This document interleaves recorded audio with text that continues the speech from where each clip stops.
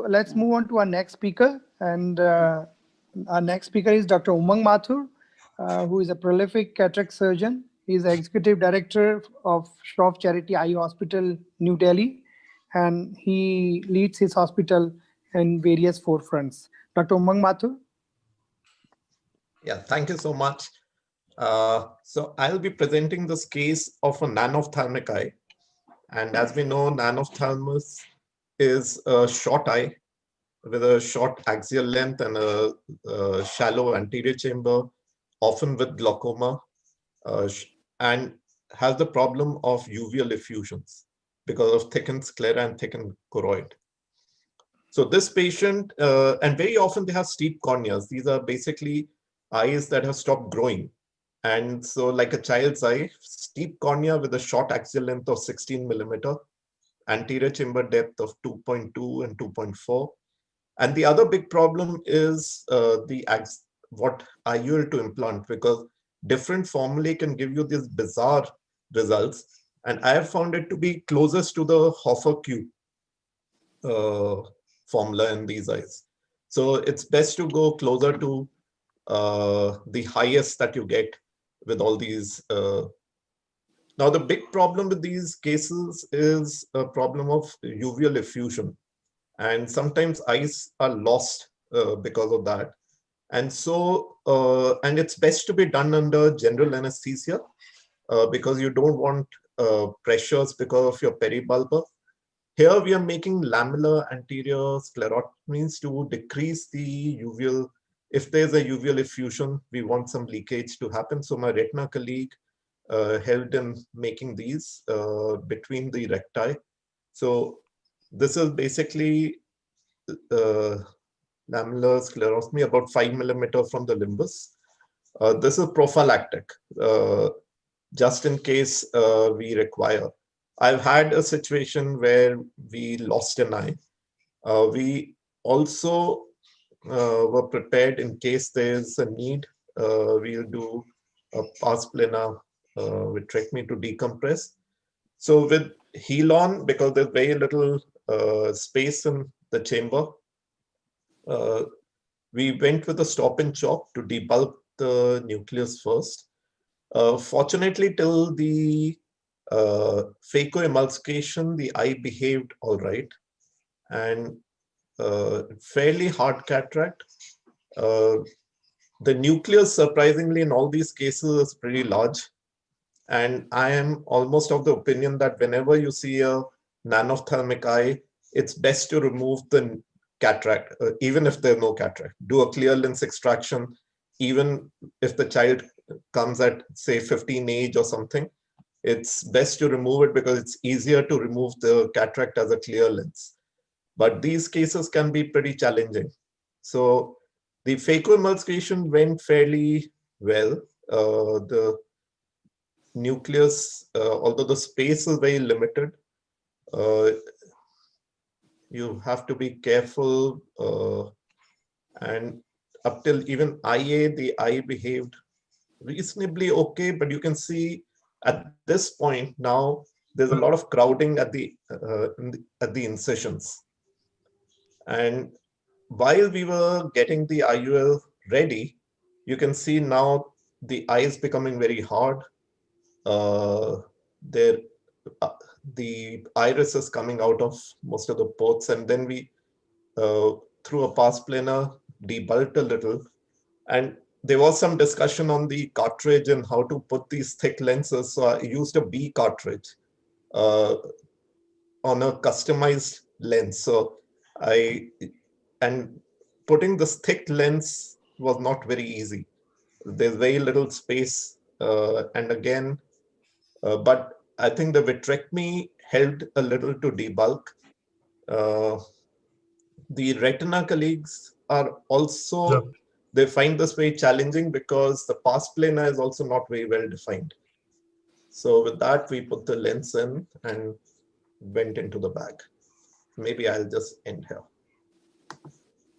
Thank you very much, Dr. Umang. That was a very challenging case, which you brought out beautifully with all the relevant things which need to be discussed here.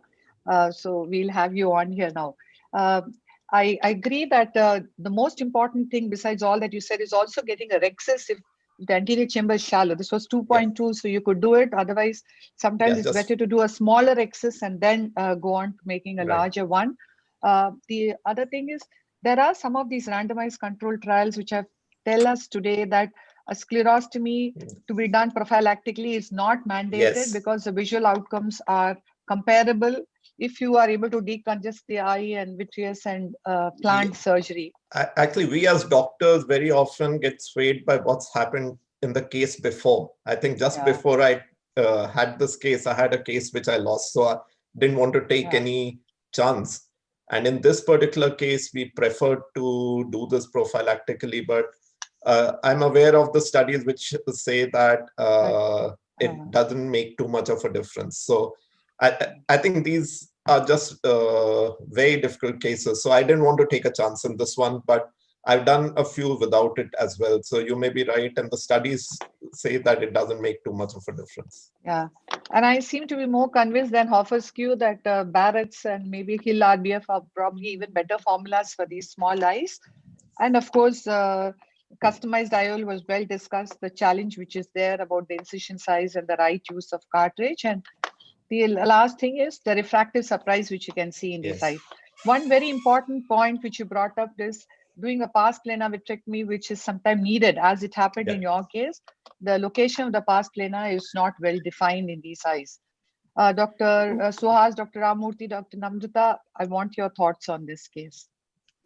I think, Umang, again, a very difficult case. And I would completely agree with you that if you have such an eye with a cataract of very early cataract, I mean, you should immediately go and do it, because later on it can become a problem. Likewise, even for, colobomatous eyes which have cataract, because you think it is not hard, but it actually very hard. And these are the patients who we keep on postponing for some time, or our colleagues postpone, okay, wait, but I think they are dealt earlier rather than later. And regarding those sclerostomies, I think I would agree with you completely. Even I have had a case an eye which was lost. So I also, am very cautious about this. I think very nicely. Otherwise, Umang explained everything very well, and difficult case and a challenging case to do. Can be only done by surgeons like Umang who, deal with such tough cases. Very nicely done, Umang. I mean, very impressive. Just a couple of thoughts. One is that this posterior sclerostomy, as was already mentioned, was more a hangover from the era of ECC days when you had larger incisions. Now with control 2.2, 2.4 millimeter incision maybe is not necessary. And as it happened in your case, in spite of the sclerostomy, the eyeball became tense and you had to do a pars plana vitrectomy. So I think by and large, of course, these are always challenging cases. Most surgeons don't do this. And even when it was recommended, it used to be done at least a week before the primary surgery. And then only it used to be more effective. If it's done at the same sitting, it was said that it's not of much value. And coming to the intraocular lens as such, the earlier case where we had a 18 diopter cylinder, obviously it's a cylindrical power. It had to be calculated. But in these cases of extreme hyperopia, as you also mentioned, I believe none of these formula, including the Barrett, work significantly. And I have always, in these cases, I have gone ahead and implanted a primary lens of plus 40 diopters, aspheric single piece, and then calculated the residual power and just multiplied it by 1.5 and gone ahead and implanted where you don't have to use any formula, and went ahead and implanted a piggyback lens. And because these are naturally thick lenses that you are explanting, they do give you space for implanting two lenses. And that gives you much better refractive accuracy than any of these formula. But as you showed in your own case, each formula was showing a different IOL power, and it's a toss-up as to which one to choose. Yeah, I've generally found it to be closest to the highest in these cases. So if you have 37, 45, 55, it'll be somewhere close to 50. So it's generally closest to the highest. It might work sometimes, but sometimes it doesn't. In one of my cases, the SRKT showed the best result retrospectively compared to say the Barrett or the Hill RBF or any other formula. So and they were all over the place, right from 40 to 56. Yeah. So I believe doing it in 2 stages sometimes gives Sure. you better accuracy. Is Sir. Dr. Suhas connected? Yeah. Yeah. Do you have anything to add, Dr. Suhas? Well, first of all, compliments to Mathur. In that case, he tried to highlight practically every point that really concerns us. The only point I would like to add is when Dr. Ramurthy talked about piggyback. Well, yes, we have done piggyback with different lenses. Earlier, we used to do with a regular lens, just making sure that they were of different materials. But today, I realize using those Sulcoflex lenses probably work best because they're always convex on plano concave, convex or concave lenses, and that's the reason they sit properly on top of the primary lens that you have put. And obviously, the primary lens that we put is an Maxium diopter. So I think if the calculation comes to around 50 plus, then we would definitely go for the Maxium available from a company, and most of those are around 35 to 40. But there are instances where when people have done SICS, controlled SICS in such nanophthalmic eyes and use 60-65 diopter of a lens one stage, because there the issue was using a cartridge didn't arise, could easily put that lens through and they got first shot good results. But for us, when we do phaco with a small incision, I think putting Maxium and using secondary IOL with after the refraction is stable is probably the best way, but to go for a Sulcoflex lenses. Right. Thank you. Lenses, the other negative aspect is the amount of spherical aberration they induce. With the 60 diopter, 56 diopter, huge amount of sphere. And what the manufacturers do, they don't talk to you about it, is that they reduce the optic size to 4.5 millimeter. So when you put a primary lens, an aspheric lens, and the Sulcoflex lens is actually has zero asphericity. So basically, the quality of vision is also better. Sir, Yes. what is your recommendation on the pars plana? How posterior to the limbus in such cases do you recommend? Yeah, so that's a good question. In fact, one particular case, I had my retina colleague with me, and we had a similar problem. And usually I find the problem arises just before putting the IUL. The case is generally okay till the phacoemulsification, and the effusion suddenly happens. Probably that's when the space comes and you lose some chamber. And I asked him to make a pars plana incision, and the whole retina detached. So you're not very clear as to where the pars plana is in these cases. So it's challenging. But yeah, Dr. Kashyap. Any recommendations? Well, 2.5. switch off the light of the microscope, use the endolight. It will tell you where is the shadow, and that shadow is starting of the ciliary body area, and you can understand where is the pars plana. Good. Thanks, Dr. Umang, for a wonderful video and for all the inputs. Is Dr. Gopal Raju there? I didn't see him at all. He has written that there are some connectivity issues. So in case he's not able to connect, his video should be played. Oh, okay. In the chat, Madam, he wrote, question, please. Yes.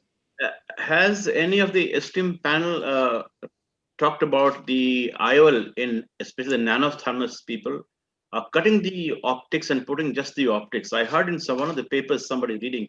Any experience on this? I think I Dr. don't- Kumar doctor has shown it, a case like this where the haptics were cut and the lens was put in a very small eye, but I don't think any of us, at Yeah. least I don't have any But experience. generally, you find the nucleus is big. Yeah. Yeah, the nucleus is not small. The Generally, nucleus is not small. Not In fact, that is one of the features of nanophthalmos. The lens to the eye volume, the ratio becomes different. So you don't really have a problem of putting the lens. Accommodation of the lens in the bag is not a challenge. So you don't really need to put a very small IUL.